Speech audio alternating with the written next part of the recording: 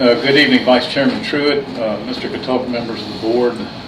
This evening we'll present to you yet again our final recommendation for the salary scale from the administration.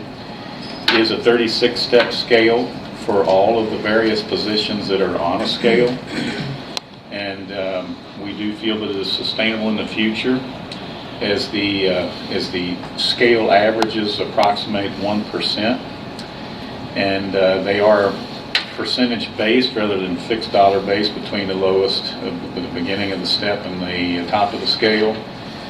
This particular model includes separation in step 0 through step 5, where they were all condensed before. So now as you move from step 0 to 1, there is an incremental increase in your pay.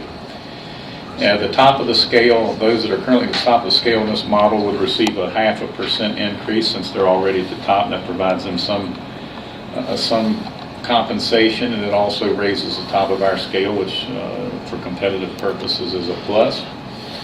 And you have the teacher scale here. The color coding is to help us, it's a tool for us to help know what scale a current employee is on, what step on the current scale rather, and to what step we need to migrate them on the new scale and ensure that they receive an increase in that process.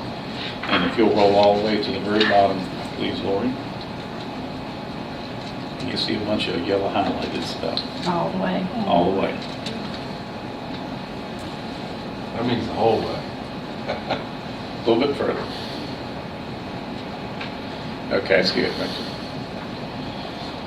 And you're going to have to up the size of the screen so there you go. Thank you. So in this model, to take the 36-step VRS eligible salaries and the 36-step admin salaries formula, and the 36-step non-VRS scales, and that totals to this, which is a variance of $152,000 from our current, or a 1.22% change. That 1.22% is then applied to positions that are not on a scale, such as bus drivers, such as our occupational therapists, such as our transportation dispatcher.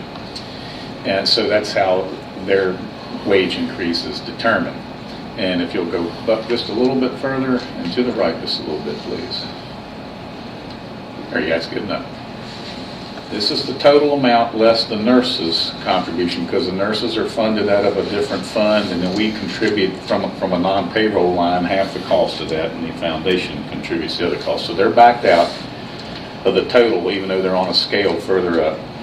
And that is the total cost of the increase to migrate to this scale next year, and that's what will be reflected in the budget presentation that Mr. Catawba will do with you shortly.